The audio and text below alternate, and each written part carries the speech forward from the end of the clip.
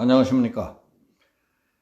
우리 공군 KF-16이 미국에서 정밀유도 폭탄을 투하하는 시험을 한 영상이 뒤늦게 공개됐습니다. KF-16의 성능 개량 사업에 따라 실시된 이 시험은 신형 레이더와 신형 컴퓨터, 첨단 전자전 장비, 피하 식별 장비 등을 업그레이드 시킨 뒤 월등하게 향상된 성능을 시험하기 위한 것이었습니다. 조선일보는 여기에 대한 좀 더 자세한 내용을 다음과 같이 보도했습니다.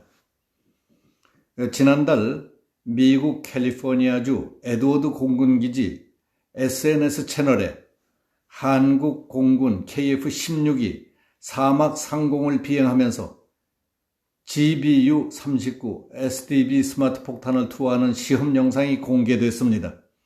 그러자 일부 네티즌은 우리 공군 KF-16이 왜 미국까지 가서 폭탄 투하 테스트를 하고 있냐 하고 의아해했습니다.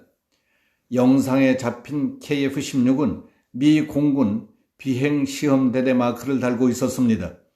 그러나 사실은 우리 공군이 KF-16 성능 개량을 위해 미국 본토로 보낸 2대 가운데 한 대였던 것으로 알려졌습니다. 이번 시험은 지난 2월에 실시됐지만 영상은 지난달에 공개됐습니다. GBU-39 SDB는 중거리 GPS 유도 폭탄으로 최대 110km 떨어진 목표물을 정밀 타격할 수 있습니다. GPS 유도 폭탄인 합동 직격탄에 비해 작고 가볍기 때문에 보다 많은 폭탄을 실을 수 있고 사거리가 길다는 게 장점입니다. 두께 90cm의 콘크리트를 관통할 수 있고 DMZ 인근 산 뒤쪽에 있는 북한 장사정포의 갱도 진지도 정확하게 파괴할 수 있습니다. 길이 180cm, 직경 19cm로 정확도는 3m입니다. 이것은 유사시 북한의 핵 미사일 기지를 정밀 타격하는 데에 가장 많이 활용될 수 있는 무기입니다. 지난 2013년부터 공군에 도입된 SDB는 지금까지 F-15K에만 장착해 사용할 수 있었습니다. F-15K는 최대 20발의 SDB를 장착할 수 있습니다. 하지만 이번 시험 영상에서 드러났듯이 KF-16도 성능 개량을 통해 SDB를 운용할 수 있게 됐다는 겁니다. KF-16 2대가 직접 미국 본토까지 갔다는 것은 성능 개량이 대대적으로 이루어져서 미 제작사인 록히드 마틴사에서 직접 작업을 하고 다양한 현지 시험을 해볼 필요성이 있기 때문이었습니다. 현재 KF-16은 기계식 레이더가 장착되어 있는데 성능 개량을 통해 노스롭 그루먼사의 신형 레이더로 교체됩니다. 또 신형 임무 컴퓨터, 첨단 전자전 장비와 적을 찾아낼 수 있는 피하 식별 장비 등 각종 항공 전자 장비도 업그레이드 됐습니다.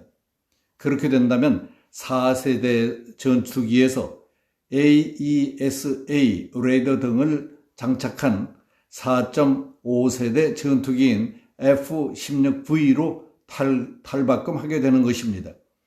KF-16 성능 개량 사업은 지난 2016년 록히드 마틴사와 1조 4천억 원 규모로 계약이 체결됐습니다.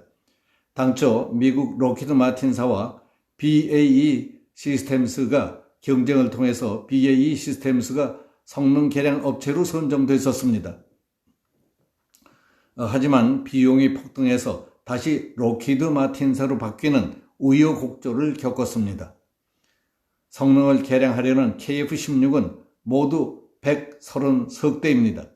KF-16 전투기는 한국형 전투기인 KFP 사업을 통해서 90년대 중반 이후 직도입 및 국내 면허 생산으로 모두 140대가 도입됐고 7대가 사고로 추락했습니다.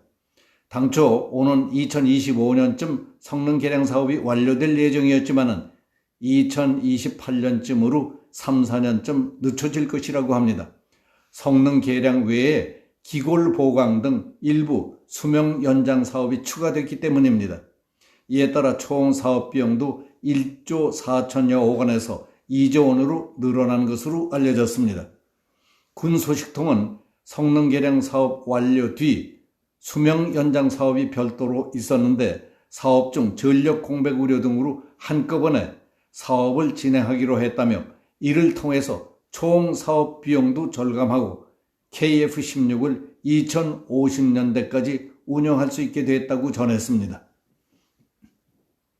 이처럼 우리는 지속적인 군 장비 개선과 신무기 도입 등 자체적으로 할 수 있는 모든 노력을 기울여 자주 국방과 안보 역량을 튼튼히 하는 데 최선을 다하고 있습니다. 그리고 핵을 제외한 거의 모든 분야에서 적보다 압도적 위에 있다는 것은 세계적으로 공인되어 있는 사실입니다. 단지 다른 어떤 군사적 수단과 비교할 수 없다는 비대칭 무기인 북한의 핵 문제를 어떻게 풀어나가느냐 하는 것뿐입니다. 핵 문제는 국제사회와 공동보조를 맞춰가며 단합된 힘으로 억제시키고 끝내 포기시키는 것만이 유일한 길이라고 생각합니다. 대통령의 확고한 의지와 결단, 국가적 전략에 달려있는 문제입니다. 그런데 안타까운 것은 세계가 부러워하는 한미 상호 방위 조약과 한미 혈맹 관계가 악화되고 약화돼 가는 것 아니냐 하고 우려하는 국내외 전문가들이 많습니다. 문재인 정부의 반미, 반일, 친북, 친중국적인 태도와 미국, 일본과의 불협화는 득될 것이 하나도 없습니다. 세계 흐름에 역행하는 것이기 때문입니다. 우리가 아무리 우수한 군사 장비로 무장하고 철저히 대비하고 있다 하더라도 우리 독자적으로 북핵을 이겨낼 수는 없습니다. 국제적인 연대와 연합 방위력을 강화하는 것밖에 다른 길이 없습니다. 그러자면 대통령부터 미몽에서 깨어나야 합니다. 여기서 마치겠습니다. 감사합니다.